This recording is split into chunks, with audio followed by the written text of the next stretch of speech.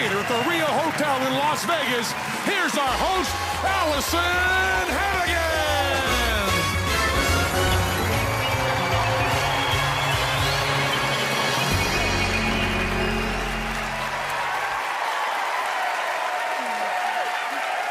Welcome to Penn and Teller Fool Us. I'm so excited about the amazing magicians we have in tonight's show, and you should be too. There's only two people who shouldn't be excited about the great talent we have, and that's possibly the soon-to-be-fooled Penn and Teller!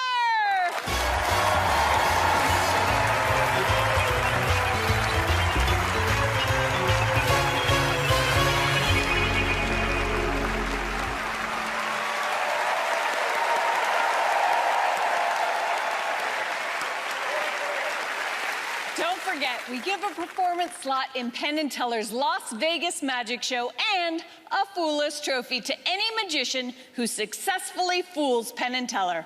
So here's tonight's first potential fooler. My name is Hans Petter Sekker, and I'm a fortune teller from Norway. I learned fortune telling from my mother, who taught me that card magic is mechanical, but fortune telling is magical. I'm not a full-time magician because I get a stage fright. I actually work as an accountant. I'm also a national champion poker player. There's a lot of similarities between magic and card cheating. They both require a very skilled hand. I don't cheat while I play. I work as a good guy. I help people not to get cheated. The odds of fooling Penn and Teller, that is very small. So my mother taught me that if you're going to do magic, it has to be perfect. So for fooling Penn and Teller, I have to be perfect.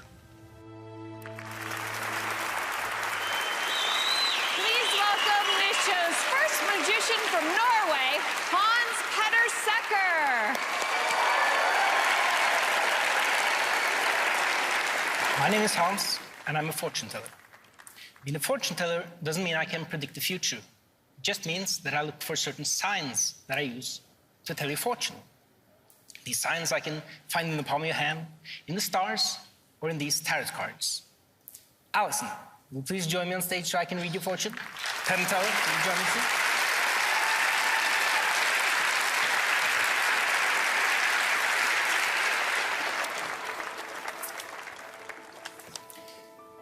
I'm going to give you 3 predictions.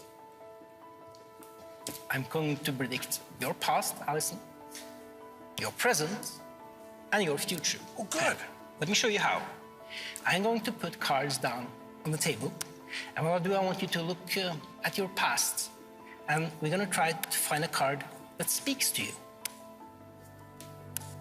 We're going to put your picture there, and Allison, I want you to push that picture into the deck.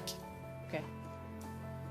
Teller, I'm going to put cards down on the table, and let's try to find a card that speaks to you. You can stop me at any time. It's a free choice. Already? You want to change your mind? No. Let's put your picture there. Please push your picture into the deck. Penn, and I want you to imagine your future. Let's use your consciousness side. You can stop me at any time. It's a free choice. I want my future to be long. Yeah, imagine dreams, imagine good times. That one. That one. Do you want to change your mind? No, I don't. You don't want to change your mind, okay? Yeah, I'm going to put your picture there. Please push your picture into the deck. You've all pushed your picture into 3 different positions in the deck. We're going to remove your picture and the card next to it. Allison, Teller, and Penn. Allison, will you please turn over the card that connects to your past? The Emperor, often mistaken as a symbol of power, it represents accomplishment. And the fortune tells me that you have accomplished more so far in your life than most people will accomplish in a lifetime. Teller, will you please turn over the card that predicts your present? Magician. Now that might seem obvious, but the magician in tarot has nothing to do with magic. It's a symbol of skill. As a magician like you has spent a lifetime mastering his trade. Penn, would you please turn over the card that predicts your future? Stars. Often mistaken as a symbol of fame and fortune. It's the most beautiful card in all of tarot. Damn straight. Yep, as it symbolizes hope. You hoping that you will figure out my magic, and me hoping that you won't. Penn teller. As magicians, you guys are famous in this city. But the history of magic hasn't always been that bright. In Europe, where I come from, magicians, fortune tellers, and witches, they were persecuted for centuries, and they used to burn us alive. So we had to hide our messages in secret codes and numbers. And that's what I've done today. And behind me is a picture that's been up there since we started. Hidden in plain sight for everyone to see, but no one to notice. The secret message becomes visible if you spin it upside down. The numbers turn into letters, letters turn into words, and words turn into your fortune. And the prediction says, Allison, the Emperor, Teller, the Magician, and finally Penn, the stars.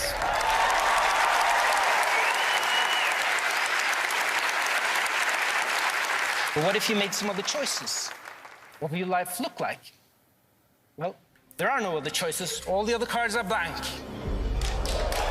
Thank you very much. Thank you, Penny. Oh, it's Sucker! What do you think they're looking for? Well, hopefully the wrong things. Does it make you a little... Oh, there we go. We'll be over here if you need us. Okay. I did hear that you know how to cheat at poker, though. So I teach people how to avoid being cheated, teach players how to protect themselves, what to look for. Oh, good. What makes a good poker face? I would be a terrible poker player. It would be a stone Because I cold go, face. oh! Is that good? That is not a good poker No? face. But what if I didn't have anything? No? Yeah, that could be a good tactic, yeah. Is there a lot of magic in Norway? There's not a lot of anything in Norway because we're a small country. All right, so let's find out what they've decided. Penn, teller. When we first decided to do this show, we thought it was going to be easy and fun. It's not. This was not easy, nor was it fun. Your trick was fun, then the fun ended. Fun went away and left us here alone. We grabbed your cards, we looked at them, we came back here, we tried to figure it out, because we were, at first, totally fooled. Because this with 2 cards is easy, but you had that third one in there. And then as we talked about it, we realized that no one can predict the future, but some people can control the future just a little bit, like you did with us. And we think that there was a difference, a very subtle difference, tiny, infinitesimal, not noticed by hardly anyone except Teller, difference between the procedure of how each one was done. But on that fact, bringing it from 2 to 3, we think we've got it. You might have even stolen those cards from Leonard Green and then added a third one in there to the Gemini twins, if you know what I'm talking about. Okay, so based on what Penn just said, all the twins and stuff, did you fool them? I don't think I fooled them. I think they figured it out. Wicked good. Well, it was incredible. Thank you so much. Hans Petter Sucker!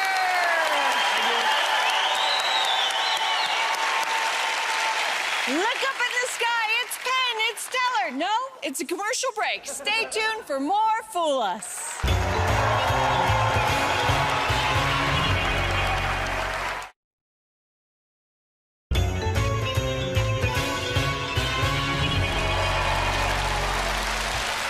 Welcome back to Fool Us.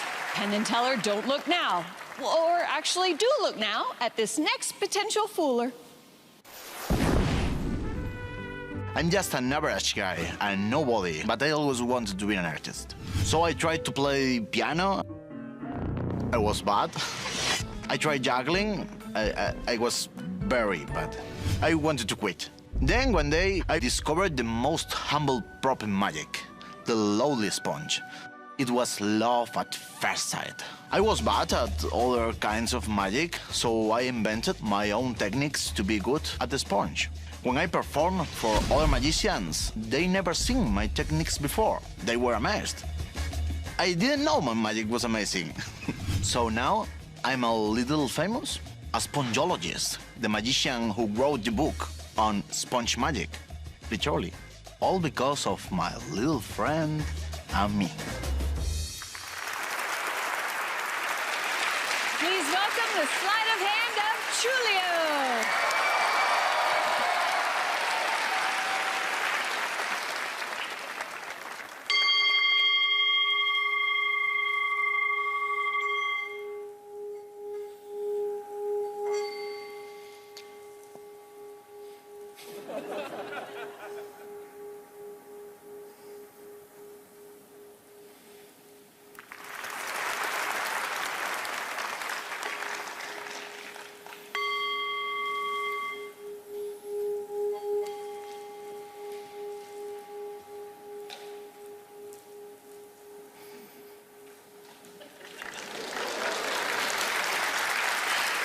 It's a Tibetan bowl.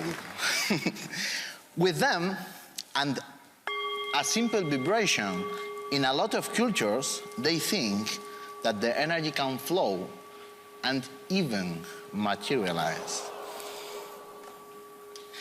I would like to play with the sound and with the silence.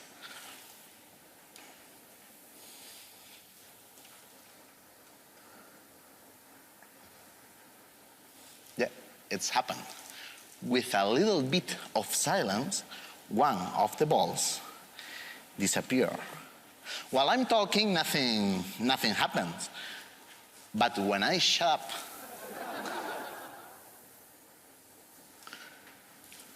yes, it goes away. And the last one, because sometimes the silence can speak for itself.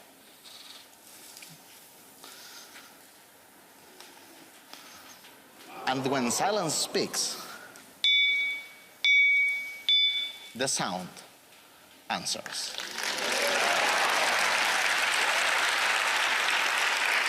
Okay, I would like to play a little bit different, with 1, 2, and the last one. Okay, but the ball need to be upside down like before. And the last one. Before, I use a little silence to make one ball disappear. But now, if I do a longer silence, it disappears more.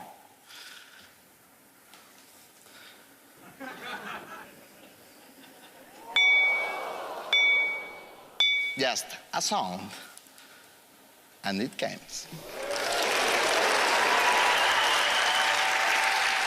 Knowing this, I don't need to move the balls. I just need to do a sound, and they came. The first one, a sound, and the second, and the last one, like the previous ones. Just a sound, and there is 1, 2, and the last ball.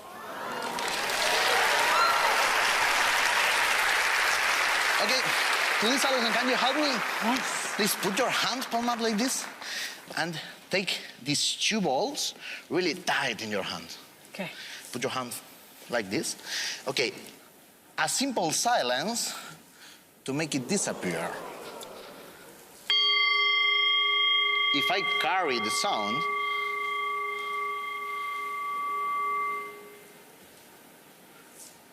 it's done. You got 3. Open your hand, and there is 1, 2, and the 3. Nice.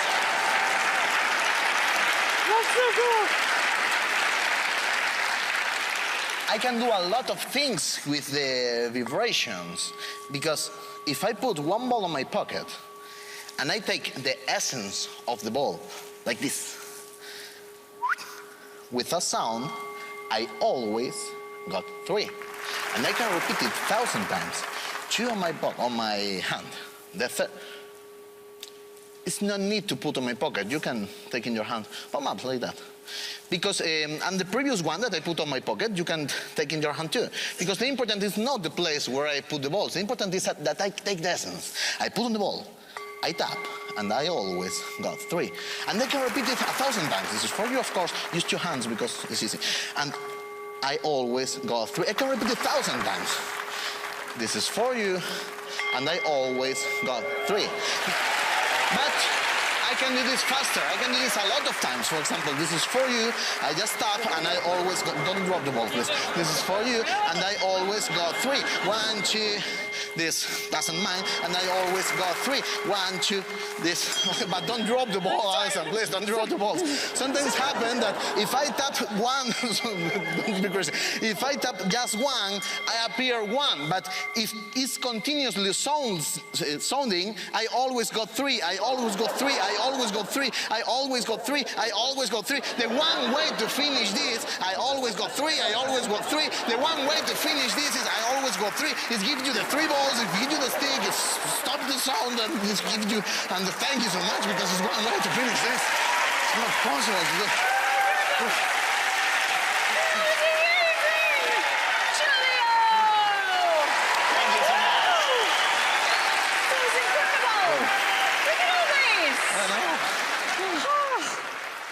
I lost your balls. I know. I lost my balls too. Does your beard, like, have magic powers? Yes, yes, I think so. With my beard, I can produce sponsors or something. Yes. Any more in your hair? No, maybe in yours, but mine no. Hey! Why was that one green? I don't know. It's another. That's green. All right, it's time to check in with Penn and Teller. Oh, I'm afraid. Penn, Teller. You know, we don't like sponge balls. I mean, I guess we liked them when we were 6, 7. You know, when you're a child, you start with sponge balls, what you start with. Yes. And when you see someone come out with sponge balls, it automatically means beginner, means hack magician. At least it always has, till you. The sponge ball stuff, we first saw sponge balls and we got complacent. We said, this is stuff we've been doing since we were children. And then it got to be things we hadn't done since we were children. And then it got to be stuff that no one had done ever. And then it got to be stuff that was impossible. Then it got to be stuff that, well, I hate to say this, but you're the Shimlin of sponge balls, and you fooled us.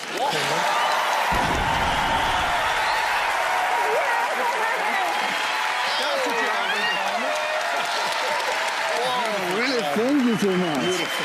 Just amazing. Thank you.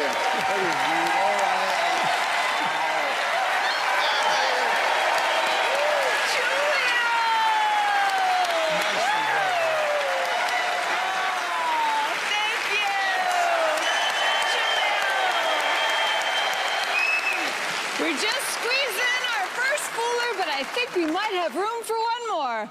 Penn and Teller take on more magicians when we return.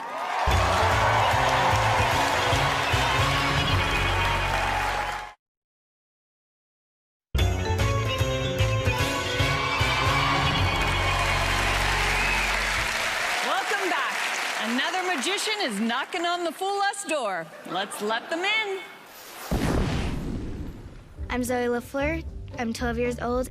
I work hard in school. I work hard in my sports. I work hard at home. Last year, I saw my uncle, Adam Chire. He performed on Penn and Teller Fool Us. My uncle was definitely a mentor or a coach to me. He introduced the trick to me. He showed me how to do it, how to perfect it. My family has watched me practice for 2 months, and yet they still don't know how I do the trick.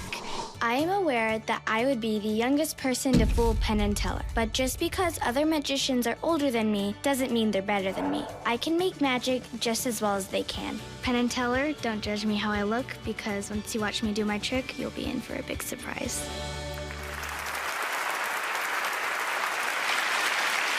Great things come in adorable packages. Here is 12-year-old magician Zoe LaFleur.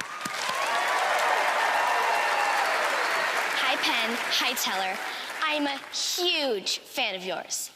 But I always feel so badly for you when you can't figure out the tricks. But don't worry, I'm here to teach you how not to get fooled by magicians. Would you come join me on stage, please? Hello, Zoe. Now, Penn and Teller. Before a magician starts, you should demand to see the cards. Look at them, make sure they're all different and in no special order. Those are all different and in no special order. All right, we are ready to start. Now, Penn. Often, a magician might say, pick a card, any card. But don't do it. Magicians can secretly force you a card that they want you to choose. So, the only safe way to do it is if the cards are out of the magician's hands and out of their control. Now, when I turn around, Penn, I just want you to take any card you want out of the deck. Look at it, remember it, and don't let me see it. Okay. Not gonna make it easy And just tell her. because she's young.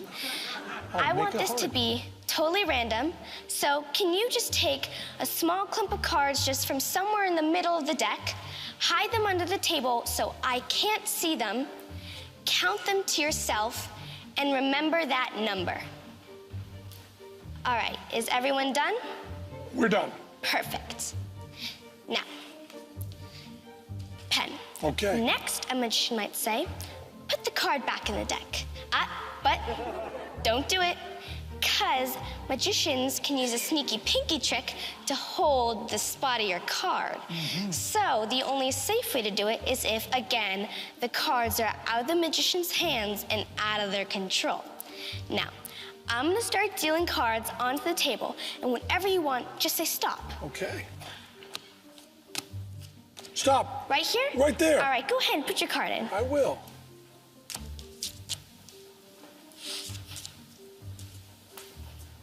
No fingers, your card is truly lost in the deck.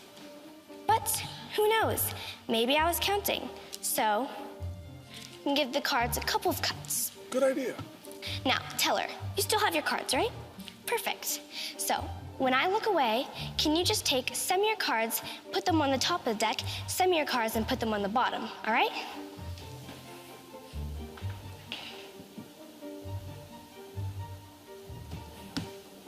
All right. You have any more cards? All right, we have now exhausted all methods a magician could use to cheat. So, Teller, can you show me what is the number you're thinking of? 10. All right. It's done. 1, 2, 3, 4, 5, 6, 7, 8, 9, and this is the 10th card. Yes, it is. Penn, can you tell me what is your card? The 5 of Hearts. The 5 of Hearts. The 5 of Hearts.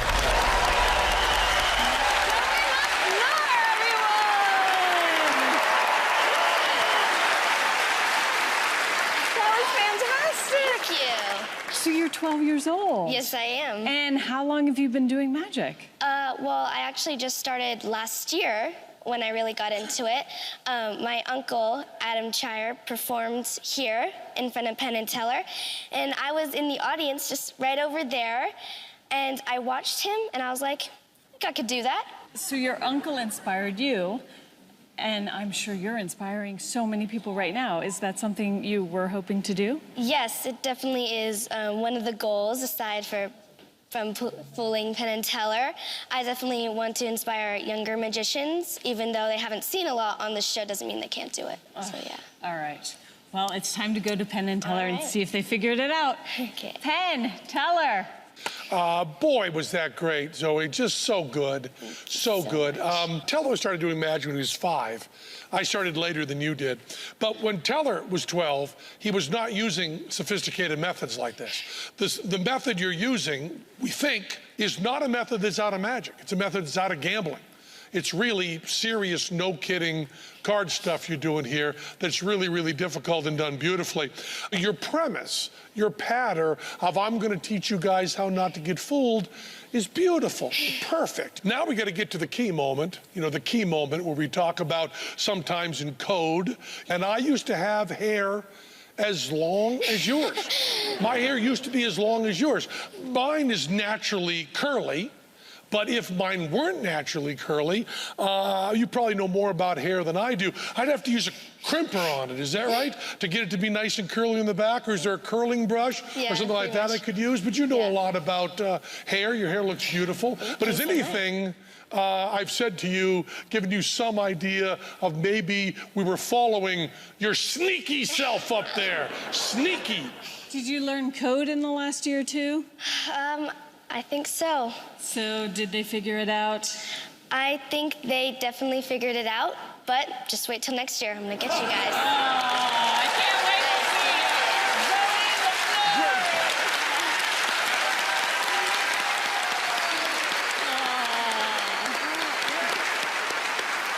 it. More magic heading your way. Don't go anywhere.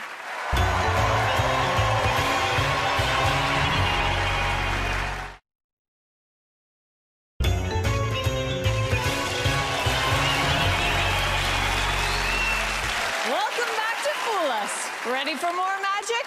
Good, because here comes this guy. What's different about my magic is that it's storytelling. For example, I always grew up with stuffed pandas. I brought my stuffed panda into the act because I needed something to share with my audience that shows my innocence the way that I used to be. I was bullied a lot in high school. And the red one is the bully, so we really don't much care what his name is, so.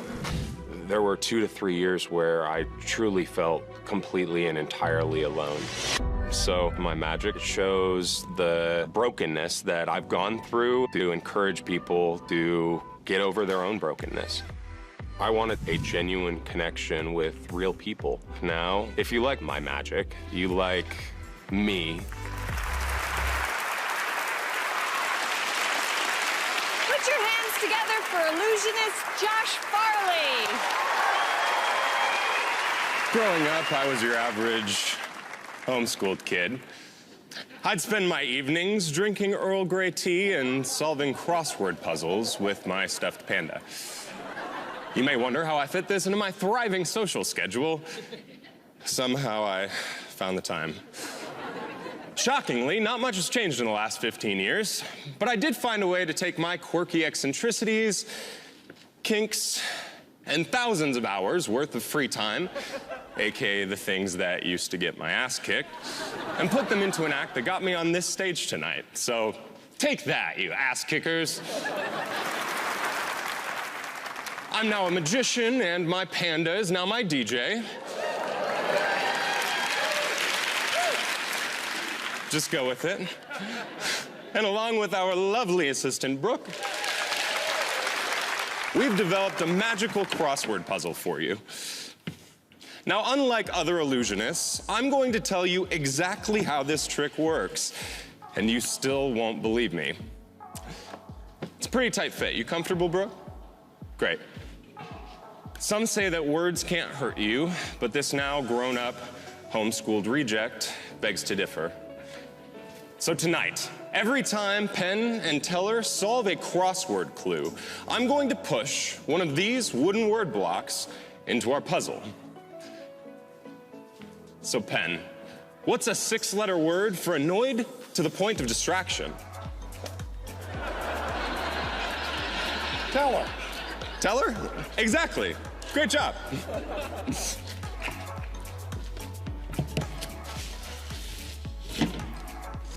And Teller, I'm looking for a 4-letter word for verbose. Penn! Precisely.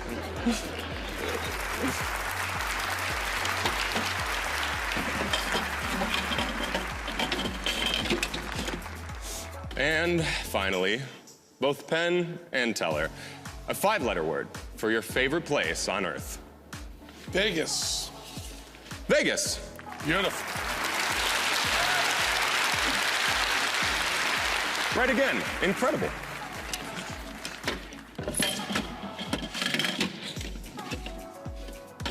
Now, at this point, you're probably all wondering just how Brooke has managed to contort her body to avoid so many deadly words.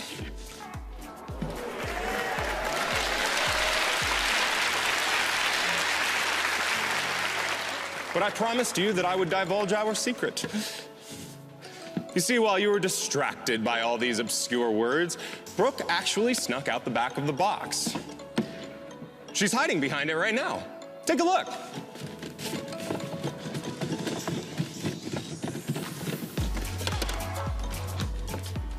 Psych! And I mean, psych. A 5-letter word for whatever our speaker just said was done purely to mess with our listeners' minds. And indeed, I am messing with your mind. Brooke never left the puzzle. You would have noticed that. The answer lies in a 4-letter word, meaning present and at hand. Here. She's here. To be more specific, she's actually right here. You see, Brooke has trained her body to fit within this tiny center post. And now you don't believe me. Show him, Brooke.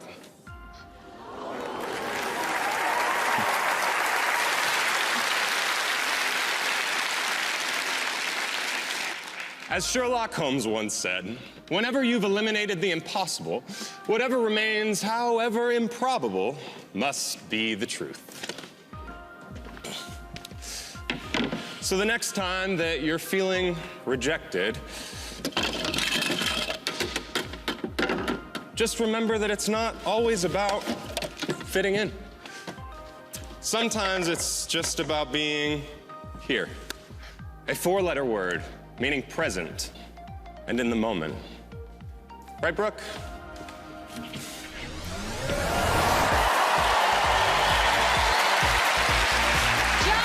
Farley, everyone! Very impressive. Thank you so much. So the story of the trick is actually a true story? It is a true story. I was homeschooled. Both of my parents are here tonight.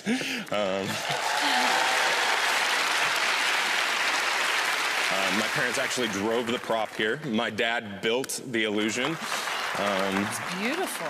So this is a one-of-a-kind trick. This is a one-of-a-kind illusion. No one else has built or performed this before. And we built it specifically for Penn and Teller this stage tonight. So what inspired this trick?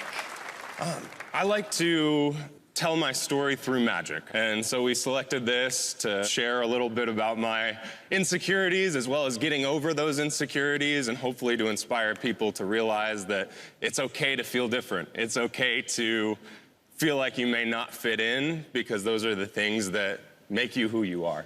So cool. Well, let's see if Penn and Teller have puzzled out your trick. Sounds good. Penn, Teller. Oh, Josh, you know, you have a certain kind of ethereal confidence that's very, very nice. I love the pacing the most of this whole thing. It's just gentle and kind and honest. And speaking of honest, you really were telling the truth. No one else believed you. We did. Wonderful to see this blade box type setup, but not using, you know, the stuff they stick through, blades or swords, whatever they do in that kind of stuff, is never really dangerous. You just have to pretend it's dangerous. So using the words, then using the crossword image for looking inside there is really wonderful. Also, people at home might think that any sort of trick like this is done with mirrors. It's not. If it was done with mirrors with some sort of turn, there'd be some sort of glitchy reflections, which you didn't have there. You solved that really nicely. And being homeschooled, I know that a lot of people I know who are homeschooled, which I'm all in favor of, by the way, have a real love of literature. I don't know if you ever read Ibsen's The Dollhouse, but you probably read a lot of stuff like that, a lot of stuff like The Dollhouse and other classics like that. We've loved every bit of the routine, loved your innovations, and do not think that you fooled us. What do you think, Josh? So, no, you did not fool me. You're wonderful. Thank you so much. This is a dream come true. I think you said that backwards, but you didn't fool us, is what you meant. Correct. So he didn't fool them, but it was wonderful to watch. Thank you so much. Great job, Josh. So great, man. So great. Penn and Teller, you have until the end of these commercials to get out of your chairs and get up here and perform. Move it, boys, move it. Chop, chop.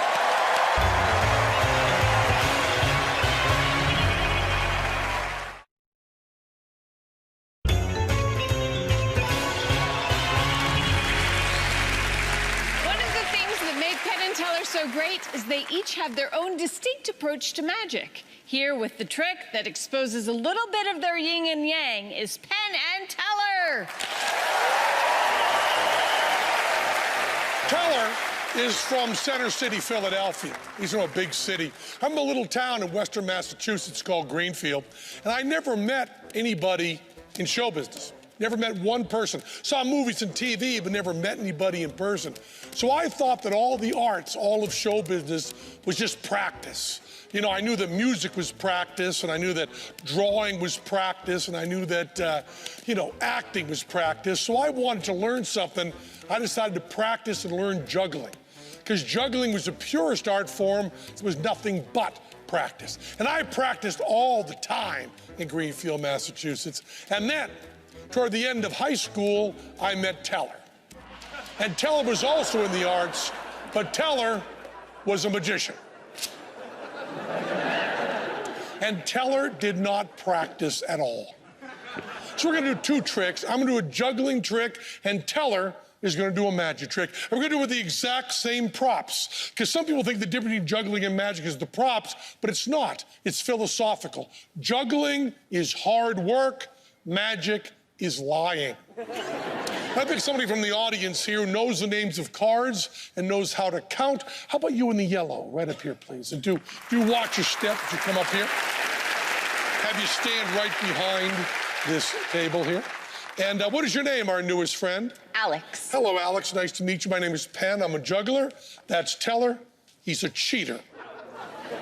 Now we're gonna do the trick with these cards. I have a specific brand I use. I use Tally-Ho because I learned the trick with this deck. And it's very important I use this brand because this can be different with every brand. But cards are very well made, especially these. They're made so that they are identical. There's a great deal of conformity in these cards. They're identical one to the other. And that means if you practice a lot, I mean all the time, you can learn the weight of the cards. As a matter of fact, you can learn the weight of any amount of cards. But I want you to cut, Alex, and cut deep into the deck and put the top half on my hand right there, anywhere you want in the deck. Cut right there. I did the next card, don't let me see it, but cover it up, put it somewhere. Put it somewhere that I can't see it, neither the front or the back. Now I'm holding these, Alex, now watch me. I'm not counting, I'm not looking at the edges, I'm not counting my fingers, but I can tell you just by weight that you cut to 35 cards. Now, Alex, you did not cut to a specific place there. I didn't tell you where to cut. You cut at random. Yeah. That's 35 cards right there. Count those face up right on to that table. Would you please count them face up and aloud? Nice and clear. 1, 2, 3, 4, 5, 6, 7, 8, 9, 10, 11, 12, 13, 14, 15, 16, 17, 18, 19, 20, 21, 22, 23, 24, 25, 26, 27, 28, 29, 30. 31, 32, 33, 34, 35. Do not applaud. Do not applaud. Remember the skill involved in that. The trick that I did was very, very difficult, so it took a lot of practice. Now, Teller is going to do a trick that is impossible and therefore requires no practice. Now, you took one card out of there, right? Yes. Now, the cards are all different, as you can see. I didn't tell you where to cut. You took the one card out of the middle of that deck. You have it right there. Pull it out, but cover it up, front and back. Cover it up, front and back. Now, watch this, Alex. Take a little peek at it. So do you know what it is? Good. Take a little peek at it. Watch this. No skill required. You buy that trick. The blowing's doing nothing. He is accomplishing nothing. There's no trick being done here. It's a self-working trick. But Alex, he has one card right there. One card, he can't switch it. Alex, loudly and clearly say the name of the card and then show that card to the audience. What's the name of the card you picked? 5 of hearts. 5 of hearts? 5 of hearts. Do not applaud. Do not applaud. Now we want to see. You're going to applaud for me first, think back on it. Now, when you applaud for me, remember, you're not just applauding for my hard work or for Alex's counting. You're also applauding for the work ethic that all of us share. All of us, except Teller. So let's hear by sound of applause, the juggling trick, the hard work. How many of you like that?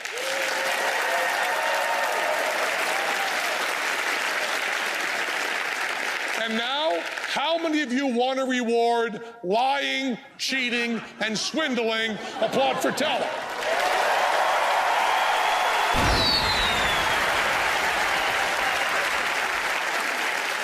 And that, Allison, is why I moved from juggling to magic. Thank you so much.